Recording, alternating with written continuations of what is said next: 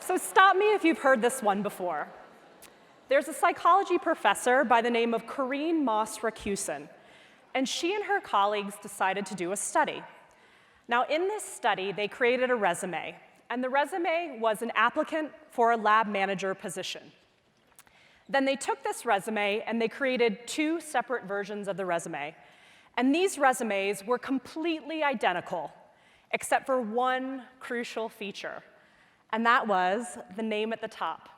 So on one resume, it said John, and on the other resume, it said Jennifer. But again, completely identical except for the names. Then they took these resumes and they gave them to over 100 STEM professors, STEM obviously science, technology, engineering, math, and they asked these professors to evaluate the resumes.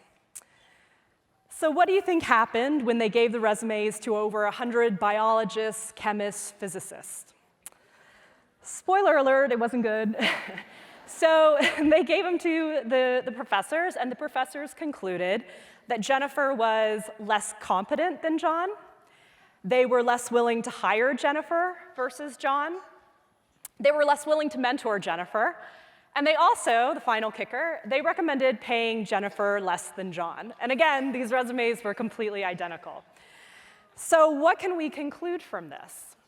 Well, first of all, what's very clear is that the decision makers did not evaluate these resumes based upon merit.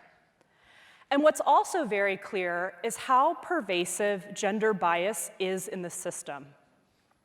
And so it should be no surprise to all of us how dramatically underrepresented women are in the STEM fields, as well as numerous other fields like business, technology broadly, Hollywood. We see it in the news every day. And even despite these biases, we have some pretty amazing female role models out there. I look in the world of business, for example, and you see an Indra Nooyi running PepsiCo, you see a Rosalind Brewer running Sam's Club, Mary Barra running General Motors. And given the biases in the system, I can't even imagine how much harder they had to work and how much scrutiny they had to undergo versus their peers to get where they are.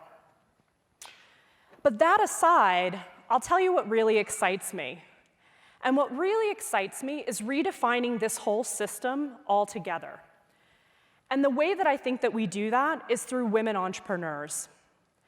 And the more women starting companies and the more economic power that comes from that, and the more this happens on a grassroots level, it rebuilds the system from the ground up. And so why am I telling you this story? So here we are, over 1,000 women, all assembled because we all share a common passion about the burgeoning cannabis industry. It's one of the fastest growing industries in our economy, as you know, and even despite all the growth that we've seen to date, we're still at just the ground level. And I think from this point forward, we have the opportunity, all of us so passionate in this room, to decide, do we follow the status quo and become like all the other industries, or do we instead make a pact together to have this industry be a true meritocracy that sets an example for all the other industries out there?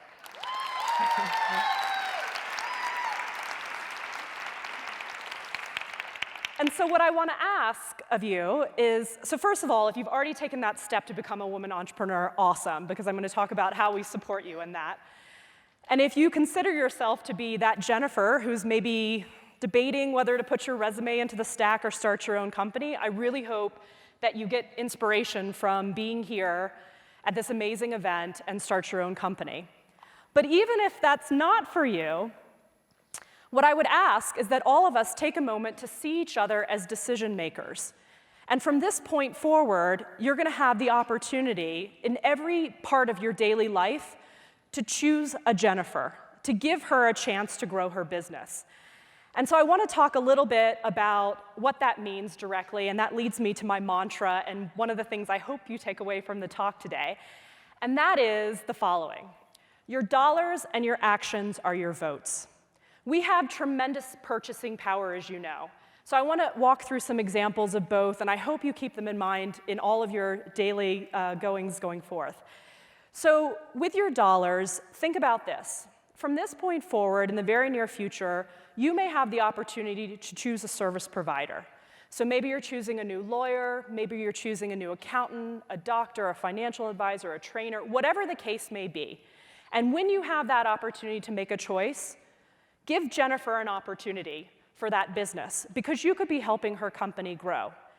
And similarly, when you're out buying products, look for products made by women-led companies, because you can also make a difference in the trajectory of that business. And if you have the means, please also invest in women entrepreneurs. It's something I'm personally passionate about. But you can help them not only with your dollars, but also your advice in changing the growth of their business too.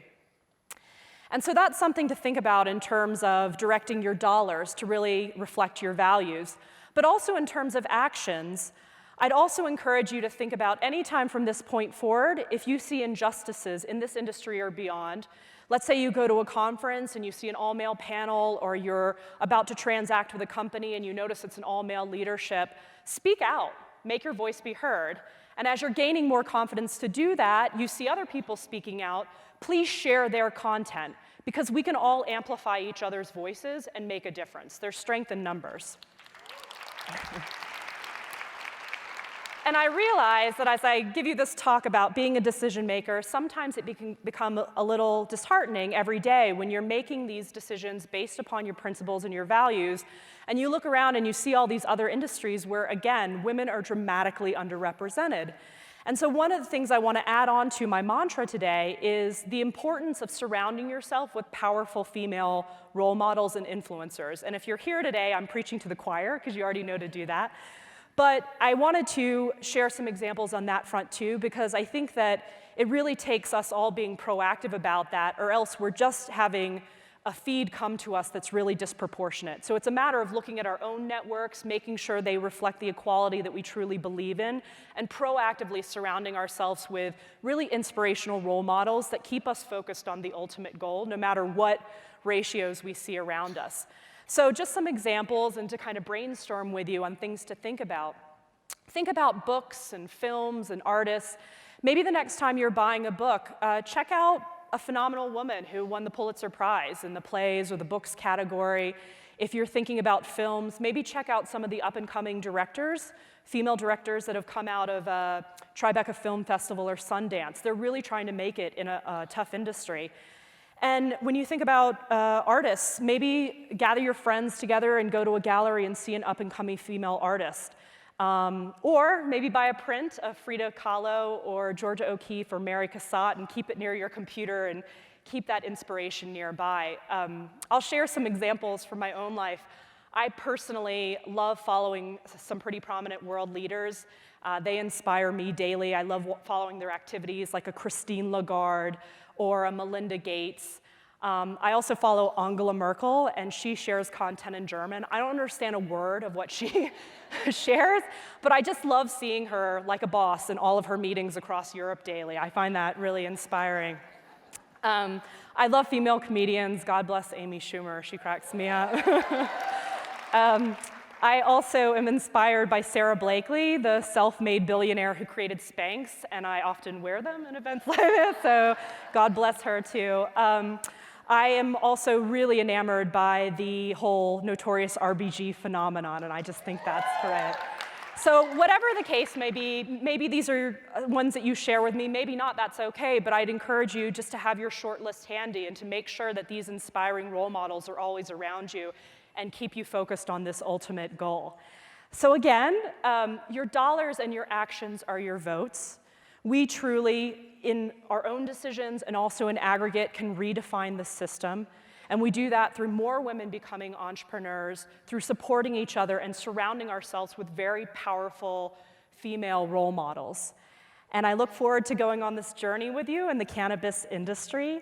And I truly believe that we can set an example for all the other industries on what a meritocracy looks like. Thank you.